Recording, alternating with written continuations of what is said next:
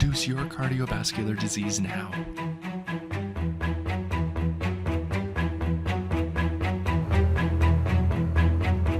Heart and vessel, aka cardiovascular research, has come a long way in the past decade.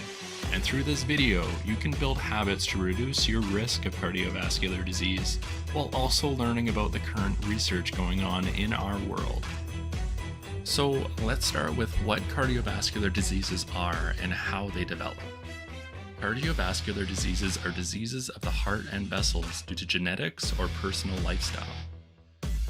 Research has shown that diseases such as vascular disease, myocardium disease, heart electrical circuit disease, and congenital heart disease have all been linked to inherited genetics. Diseases such as high cholesterol and thickening of plaque on the vessel walls have been linked with not exercising enough or poor diet. These diseases may be controlled and sometimes reversed through lifestyle changes. So what can you do starting today to reduce your risk of cardiovascular disease? Well, to continue, there needs to be an emphasis on how to develop positive habits that do not just stop after a few days or weeks. A lot of the changes you make will not only leave you energized, but also keep you feeling motivated to continue. I recommend you read the book called The Mountain Is You by Brianna Wiest to help you facilitate your habit building and motivation to continue.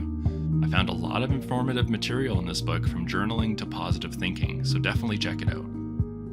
It is first important to be assessed by your doctor, who is skilled in exercise testing and medication treatment, since some diseases can be contraindicated to certain lifestyles. Based on the article Healthy Lifestyle Interventions in General Practice, lowering the risk of cardiovascular disease is most effective if the training incorporates exercise training, dietary management, psychological support, therapeutic education, and vigorous risk factor modification. So you've heard it all before, but exercise is very important to your health. And there's not that many reasons why you shouldn't. Exercise-based cardiac rehabilitation reduced death by all causes by 20%. Furthermore, cardiac-related deaths by 26%. Hence, evidence behind cardiac rehabilitation management with coronary heart disease is strong. Personalizing exercises to yourself is complex due to possible limitations in ability, progression of the disease, and disabilities, so ensure you build an exercise program that caters to your needs. Advocate for a better diet that keeps in mind saturated fats, trans fatty acids, and dietary cholesterol, as these are all not that good to eat. Have a diet that incorporates fruits, vegetables, whole grain, high fiber refined products like white bread and white pasta, oily fish at least twice a week, and minimize fat intake. Favor unsaturated fats over saturated fats. Eliminate trans fats, reduce salt intake, and increase potassium intake for lowering blood pressure. Eat antioxidant berries and fruits, and take more omega-3 rich foods over omega-6 to reduce inflammation.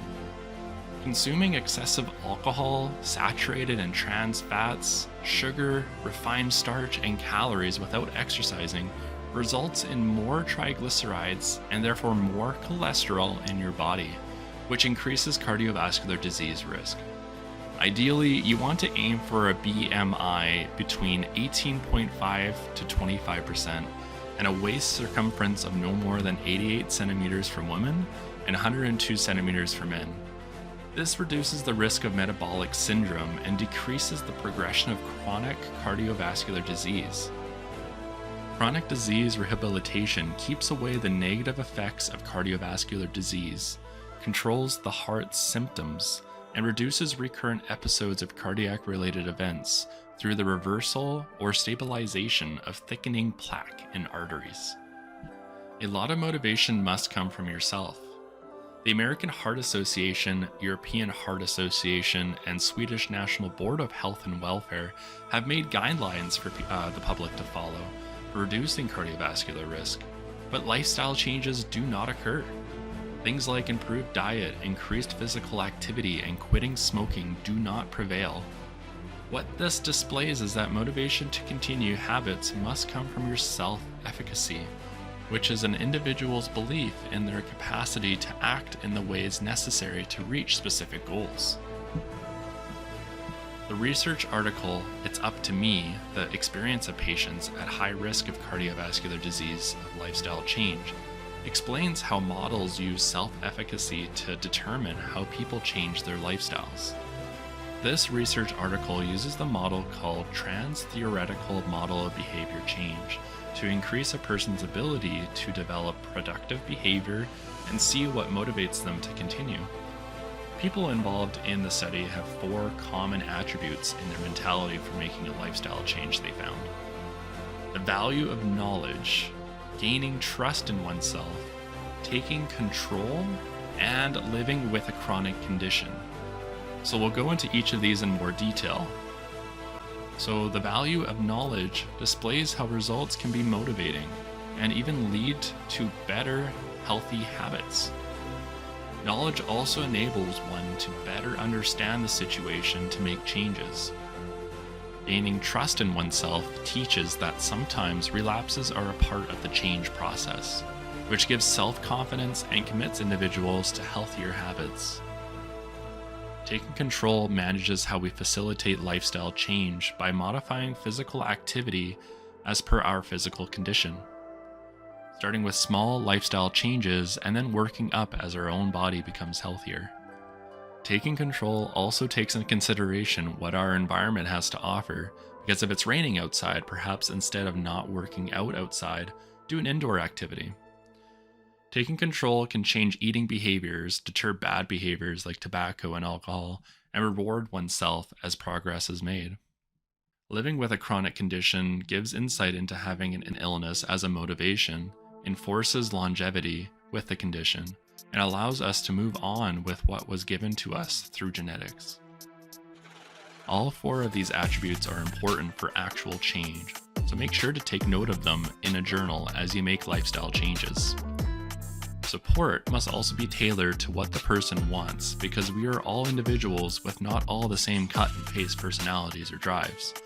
Of course, it is also important to have support from others and to raise one's self-confidence to facilitate these changes. The research article concluded by saying enhanced knowledge, self-efficacy, support from others, and eventually the individual's insight that it is his or her own decisions and actions that matter were core features in the motivational process for adopting a healthier lifestyle to minimize the impact of a chronic condition. With the motivational skills behind your belt, you can apply them to actually make physical changes. Some cardiovascular diseases are inevitable though. As far as current research goes, new techniques and tools to unravel genetic contributions to cardiovascular disease are on the horizon, along with new technologies of therapeutic agents like stem cell technology. With both genetics and therapeutic agents, new methods can be discovered to start therapies for those at risk of cardiovascular disease. Additionally, with the forefront of artificial intelligence, AI, we can analyze complex biological genomes for better personalized medicine and more robust genomic sequencing. Especially with polygenic cardiovascular diseases, which is when many genes contribute to a disease. AI can better handle the screening for these genetics, which may allow for earlier treatment of these diseases. Practitioners currently do not account for genetics as much as they should when looking into cases. Thus, a diagnostic gap, which is a delay in time from disease manifestation to establishing a definite diagnosis, can lead to unnecessary disease progression. AI does have limitations though, like the inability to predict environmental factors and differences in individual genetics, but through more learning, could prove to be an effective method for practitioners to use when treating patients and facilitating how they can live with a chronic condition.